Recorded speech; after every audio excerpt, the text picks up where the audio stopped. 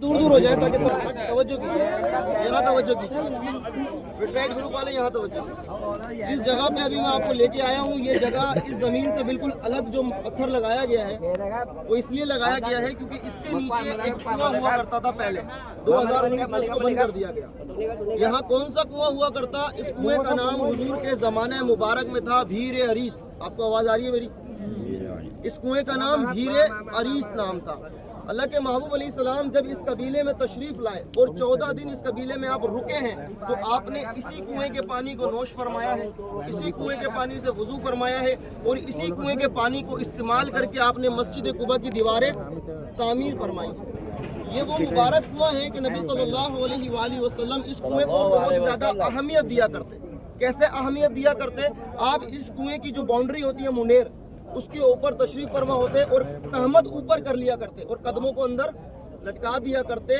तो ये वो मुबारक कुआं है कि जब हुजूर के कदमों को देखता इसका पानी खुद ब खुद ऊपर आ जाता, हत्ता कि हुजूर के कदम मुबारक, तलवा मुबारक जो है वो पानी से भीग जाते। रिवायतों में आता है सहाबा देखते कि जब हुजूर यहाँ से तशरीफ ले जाते तो पानी के निशान आपके साथ साथ चलते हुए बन जाया करते और हुजूर अक्सर इस पर तन्हा बैठा करते थे, किसी को अपने साथ यहाँ पर गुफ्तगू के लिए नहीं बिठाया करते। हुजूर इसी मुकाम पर बैठे हैं, इसी कुएं पर बैठे हैं और एक सहाबी आपके साथ है जिनका नाम है अबू मूसा अशरी रदी अल्लाह ताला अन्हु। और हुजूर ने उन्हें हुक्म दिया, ए अबू मूसा तुम जाकर पहरेदारी करो, तुम इस बात का ख्याल रखना कि कोई मेरे पास पहुंच ना पाए। अबू मूसा अशरी रदी अल्लाह ताला अन्हु पहरेदारी पे खड़े हो गए। हुजूर यहाँ तनहा बैठे हैं, लेकिन अबू बकर सिद्दीक रदी अल्लाह ताला अन्हु ने देखा और हुजूर की तरफ आना चाह रहे थे, तो अबू मूसा अशरी ने रोक लिया और फरमाया हुजूर ने इजाज़त के बाद ही जा सकते हैं वरना मना फरमाया है। तो उन्होंने कहा कि हुजूर से इजाज़त ले लो। ये हुजूर की बारगाह में आए, कहने लगे हुजूर अबू बकर सिद्दीक आए हैं, आपसे इजाज़त चाहते हैं। अल्लाह के महबूब नबी ने फरमाया अबू बकर को इजाज़त है और उन्हें जन्नत की बशारत भी दे देना।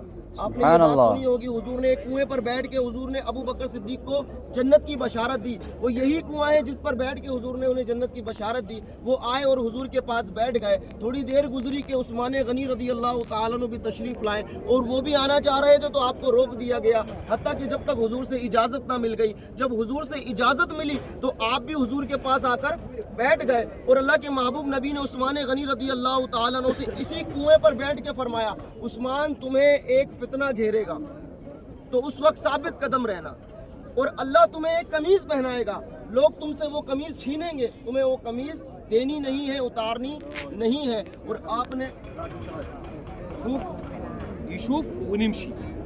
ठीक है, आप लोग मेरे जो ग्रुप वाले थोड़ा साइड आ जाए ताकि औरों को भी मौका मिले। मैं आपको कंप्लीट कर देता हूँ।